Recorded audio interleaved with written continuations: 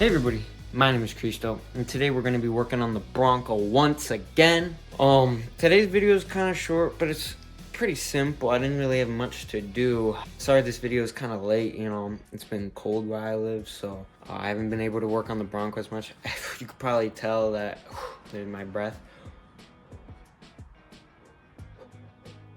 So yeah, it's still pretty cold, but I'm willing to work out here in this cold just for you guys. Anyway, to get started off with today's video, I'm gonna be doing something a little special. We're gonna start off with the back window because that's just like, back windows are good. My coolant line broke, so you're probably seeing that video now at the start, and this is today, but I'm recording it today and then like splining. Okay. So we just did an oil change, but this is gonna be the first thing again, which is like the sixth thing after the last video. If you haven't watched that, I highly suggest go checking it out. But with that being said, this problem recently occurred in the Bronco. One of the pipes, coolant pipes, blew as I was driving. I literally parked it in here to do maintenance on it. I was gonna do the back window motor, but it blew up. And so it made a whole mess, and like, it wasn't good. As you can see, it makes noises, and we gotta fix that, which I'm probably just gonna end up taking this pipe out, cutting it a little bit, shoving it back on, and then hoping that it doesn't leak anymore. But when dealing with squirting pipes, you need protection. So first thing you gotta do is take off a simple clamp here, right by my finger. It just takes a flathead or like a socket if you have it, but I would just suggest having a flathead because that is probably the easiest way to do it. So I'm gonna go grab one.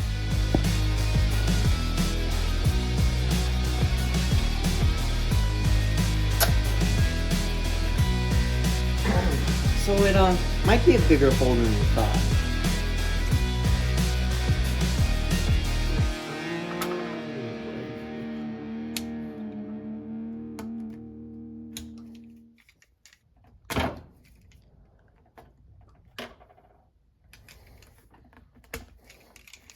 This thing is buns. Almost took off my thumb.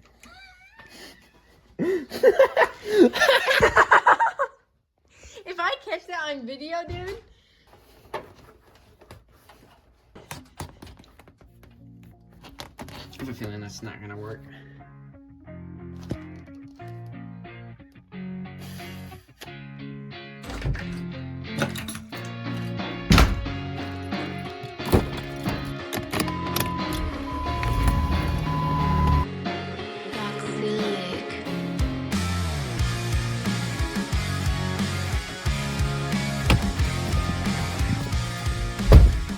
Alright, so after a quick trip to AutoZone, I got a brand new one. So discard everything I said below, or before this. And I also got coolant, pretty sure. You didn't get the coolant.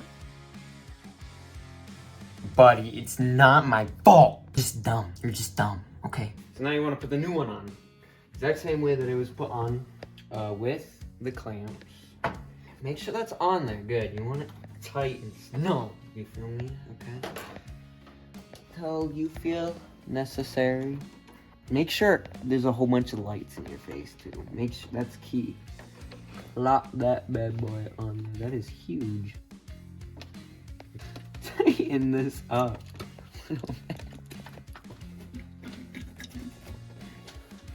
Alright. Vaseline. Very good lubricant. Just finger it. I mean get it on your finger. I like to do that. Okay, but like don't have like a whole bunch of access. Do some down there. Okay. Now, this buddy should slip on like a glove, dude. Look at it, it did go on. I'm so smart, dude. I am literally the greatest. Make sure it's on over the hump. All right, so, alright, so you want to get your precious, delicious tasting coolant, and you're gonna want to pour it in to this. You're gonna want to fill up the radiator because when we undid that, it emptied the radiator. So now you want to refill back up the radiator, not the reservoir. This is gonna go good. And it's gonna bubble. It's gonna take it down because it's trying to fill up all the holes. After this, we're gonna have to start it up and let it run until it opens up the thermostat. Then once it opens up the thermostat, it'll actually suck all this through. It'll probably take down more than this, but obviously the cap will be on it, so you can't open it back up. So you're gonna wanna fill up your reservoir. So you wanna fill the reservoir up after the car is running because you can't fill it up from here. So like, as we were talking, this isn't bubbling anymore. So we're gonna have to put this back on. I'm gonna open up the garage and turn on the car, and I'm pretty much just gonna do what I said.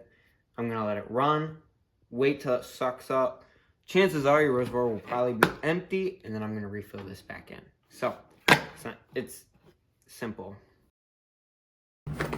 We get the part. So, pretty much, from what I understand, this thing is hard to get in.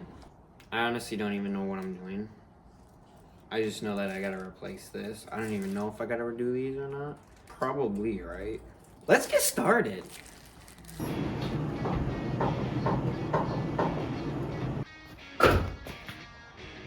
If this guy does not hold down, I'm actually gonna crash out.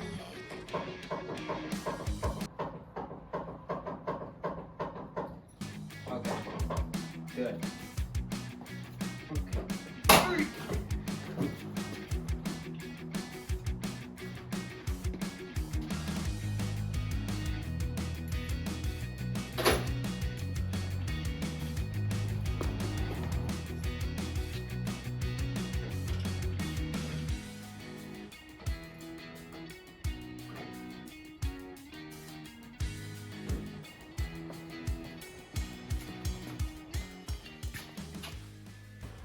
So from what I understand, this right here is held in by guards, okay?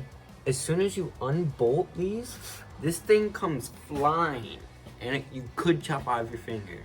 But you also want to support this, because this thing is like flimsy, so just grab something.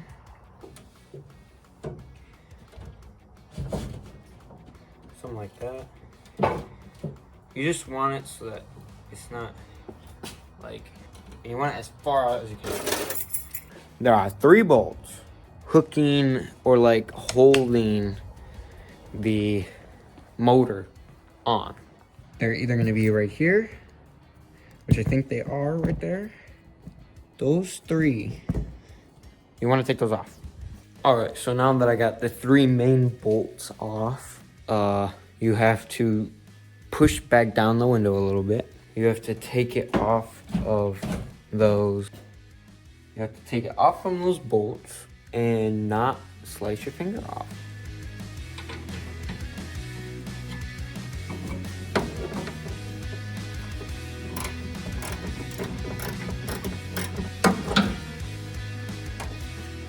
Should look right. No. This side is a lot easier.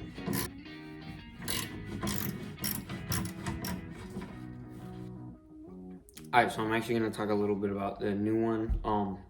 It kind of is different, okay? The older styles, it's straight up red and yellow, straight on these screws. However, on this new design, they have these clips, which not a big fan of, because a couple years they're dry rotted, you just snap them off and that's icky.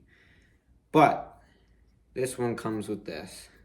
So is gonna be some splicing, probably. Mine came with a whole bunch of different models, and other connections, so that you could literally resplice the whole thing if you wanted. I'm not gonna do that. I just want this window to roll up and down. That's all I want. This is the old, or no, new one. It's new. Everything's the same, obviously, except for that. This metal part is a little bit smaller, and obviously this is plastic and not metal. And if I take you over here, this is the old one. I did manage to get it out. As said, hooks up straight to screws. However, the yellow one goes inside, so you can't just, like, not one, it doesn't work. And as you can tell, somebody has done this before. And obviously, as I said before, this metal thing's bigger. This is all metal. I will be opening up this just to see what's inside. There's like 3 plastic balls, and they crunch together and crunch and crunch and crunch. And that's how it rolls up and down. Well, over time, those plastic balls tend to break apart, and then window no work. I think that's what happened to mine. However, what's gonna happen is we're going to splice them together, see if that one runs. If it spins, then we're gonna reinstall it, and then see if it runs the window like up and down without any like and then after, we're just gonna reassemble everything and then move on. I just want this window to work. Great. I just want the window to work. Alright, so we're actually just gonna snip it, and we're just going to put it all, we're gonna rehook it back up with these blue connectors, use some heat on it, and shrink wrap it. That way it's water sealed, because I have old seals on the window that let water in. There. Okay. Now we got some bald wires.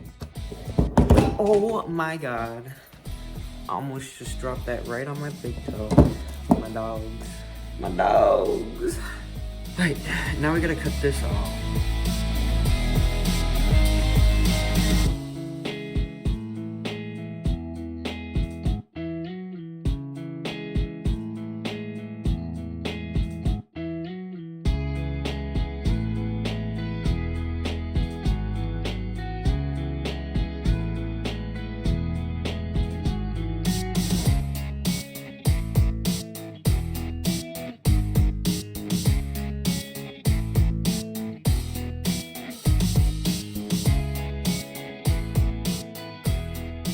All right, so just took off this cover just to show you guys.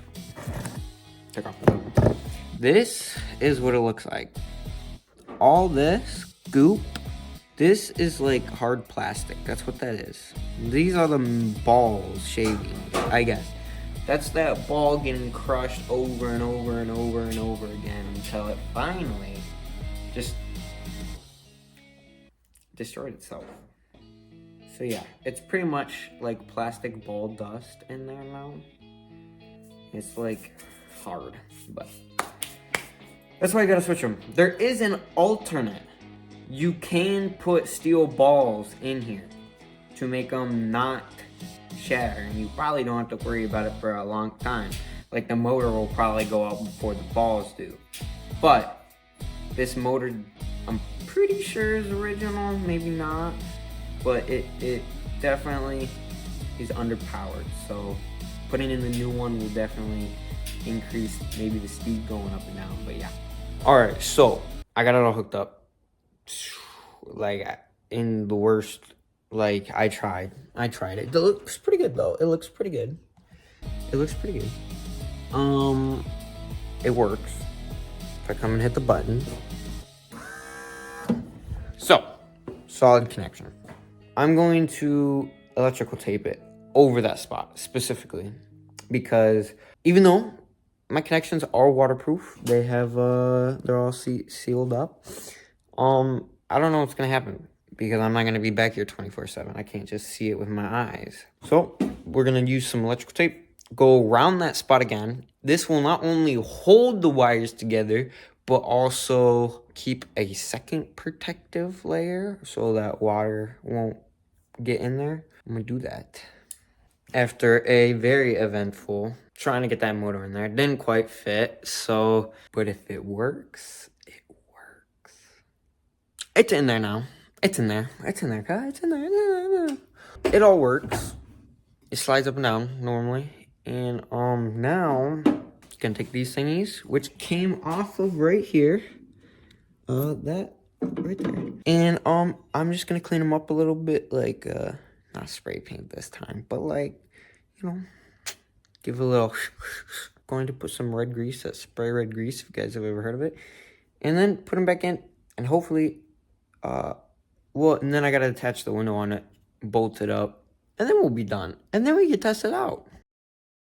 After literally doing my best, completing the back window, I snapped the bolt. Oh my god, I wasn't even tightening it that hard. All this stuff, the cover and everything, I was going to put back on, but I might be able to fix that, which I'm not going to be showing as a YouTube video, but I might be able to fix that. All that stuff I got right here, but you probably won't see me ever put it back on, just so you know. We'll be back on, probably. I'm probably just going to fix that, see if it'll work, so.